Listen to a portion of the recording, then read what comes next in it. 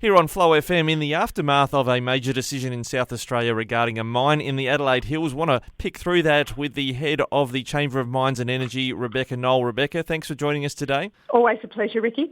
Let's just walk through this. It's called the bird in hand decision, or Terramin, their application was rejected.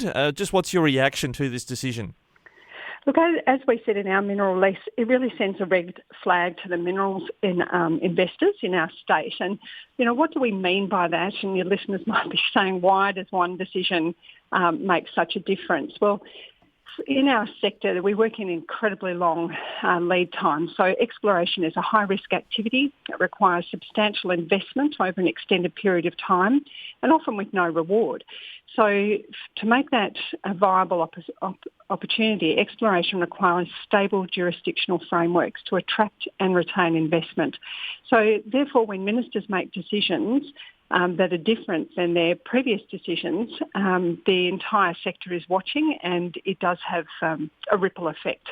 Well, when we spoke with Mining Minister Tom Koutsantonis on Friday, he mentioned this term amenity a lot.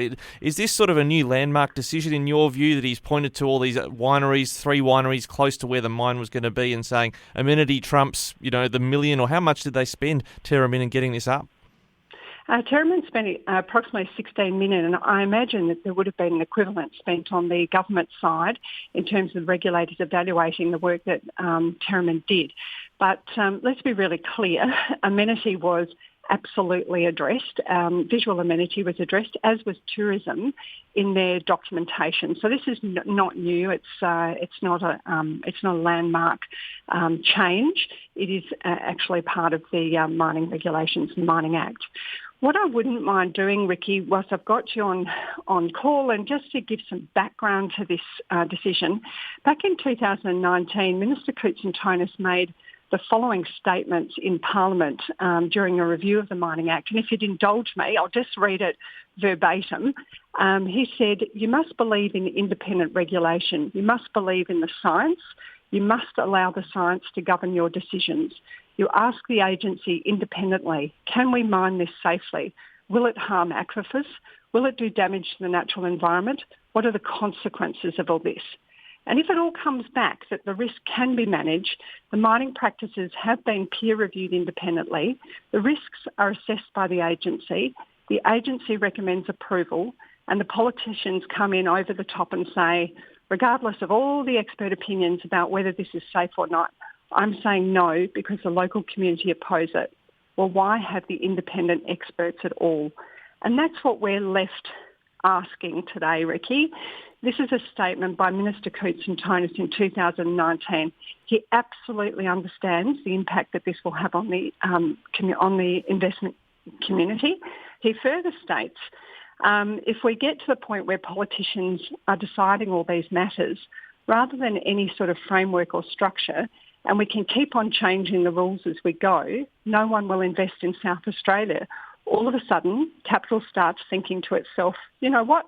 Every time I try to invest, or someone tries to invest in South Australia in a mine or some other activity, a politician uses local political pressure to stop it.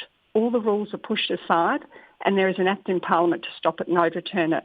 I'll just take my money to Victoria, to New South Wales, to Asia, etc. So, even the minister understands the ramifications of the decision that he made last week. He knows that this will send a very clear message to the investment community that even if you have a world-class mine, spend $16 million over a 7 to, arguably 14-year period, there is still absolutely no guarantee in this state that you'll receive a green light. Now, for what it's worth, the minister, I think you're quoting there, was when he was in opposition. I think people are used to people changing their view when they go back into government.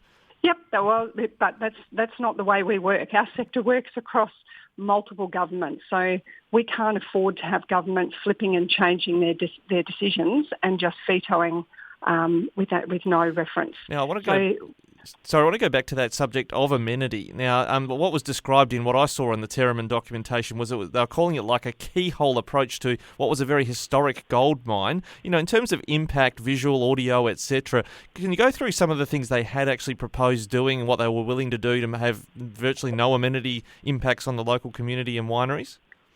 I can't go into that in great detail, and I think it's better if you speak directly to Terriman about that. What I do know is that they had a very detailed visual amenity survey undertaken, which looks at everything from visual landscape from all directions. This is a very small footprint mine, as has been reported a couple of times. It's also got a very high grade of gold.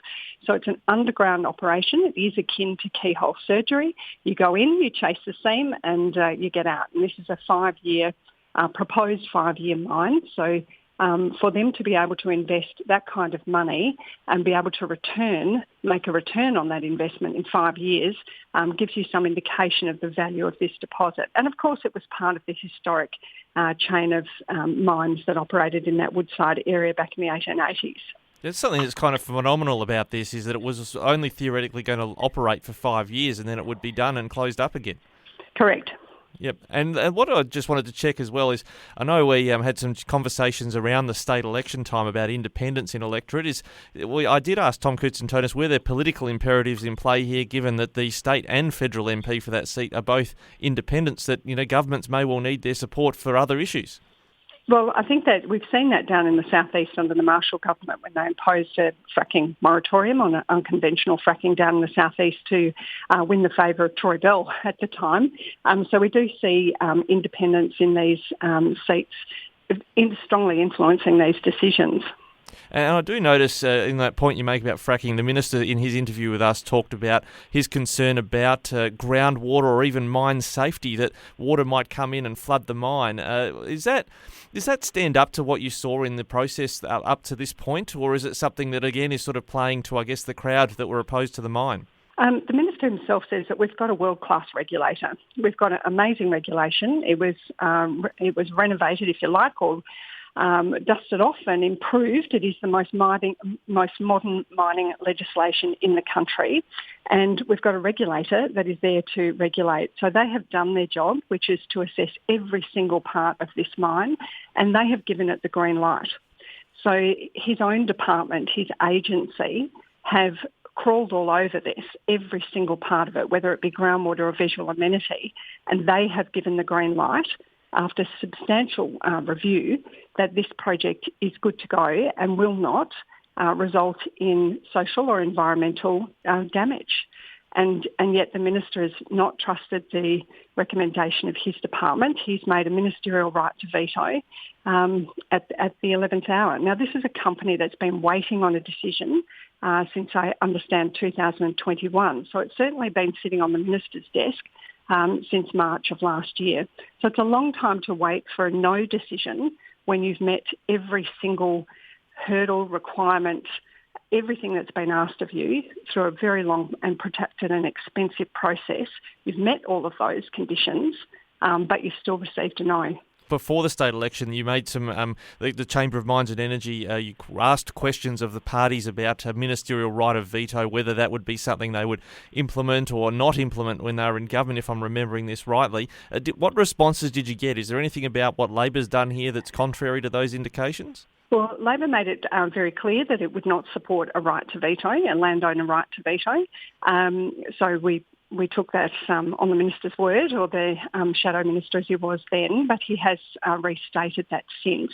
But this is not a landowner right to veto, of course. This is a ministerial right of veto. Yes, I see. You were about if a landholder just doesn't want a mine to go ahead, then that was one that you were concerned about. Well, and I guess that's what we've got to tease out finally is, the Minister did say when we asked him directly, does this set a precedent in terms of, conflicts between primary production, agriculture, wineries and proximity to mines? He said it doesn't and claimed this decision turned on its merits. Do you agree with his assessment? No, and I think if we look at Cavell, let's just take it as a jurisdiction. I mean, a lot of people think that it's just wine and grape growing region. It's absolutely not.